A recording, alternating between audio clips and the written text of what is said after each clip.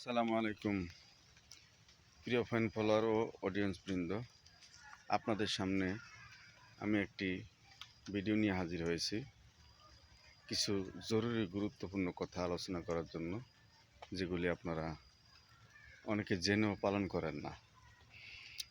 যে বিষয়গুলি ফেসবুক কখনো গ্রহণ করে না, যেমন ধরুন আপনারা অনেকেই আছেন follow to follow back, done, support করবেন, আমি আপনাকে সাপোর্ট করে গেলাম, আপনি আমাকে সাপোর্ট করবেন। এগুলি যে করেন, কেন করেন? এগুলি করা কি ঠিক? এগুলি করলে কি আপনারা ফেসবুকে সফলতা পাবেন? কখনই পাবেন না। এগুলি ফেসবুকের সফলতার কোনো অংশ নয়। ফেসবুকের সফলতার অংশ হলো আপনি সুন্দর সুন্দর কন্টেন্ট উপহার দিবেন এবং কন্টেন্ট নিয়ে চিন্তা করবেন, শ্রম দিবেন, মানুষকে কন্টেন্টের দ্বারা আকৃষ্ট করবেন এবং অন্যের ভিডিওগুলো সুন্দরভাবে দেখবেন, পুরোপুরি দেখবেন।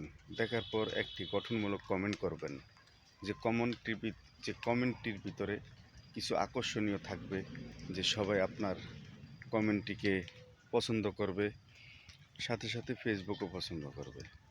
ফেসবুক পছন্দ করা বা অডিয়েন্স পছন্দ করা কমেন্টটি ভাইরাল হবে, তাছাড়া আপনার পেজটিও ভাইরাল হবে। সাথে সাথে আপনি সুন্দর কমেন্ট করেন, সেই কমেন্ট অনুযায়ী আপনার ফলোয়ার বাড়বে, ভিডিওর রিচ হবে, এঙ্গেজমেন্ট হবে, ভিডিওর ভিউ হবে। এটা হলো ফেসবুকের রুল। ফেসবুক আরও অনেক কিছু রুল দিয়েছে, যে রুলসগুলি আপনারা কেউ পালন করেন না, না করেই সবাই চান ভাইরাল হয়ে ফেসবুক থেকে সফলতা অর্জন করে টাকা ইনকাম করতে। ফেসবুকে আরও অনেকগুলি কমিউনিটি গাইডলাইন আছে, যে গাইডলাইনগুলি গুরুত্ব সহকারে মেনে চলা আমাদের খুবই জরুরি উচিত। যেমন ধরুন, আমরা অন্যের ভিডিও ডাউনলোড করে আমাদের পেজে আপলোড করি, কিছু কাটছাট করে, এটা ফেসবুক কোনো মতেই মানে না। হয়তো আপনাকে কিছু ডাইরেক্ট বলে না, কিন্তু আপনার সফলতার অন্তরায় সবচেয়ে বড় এটা।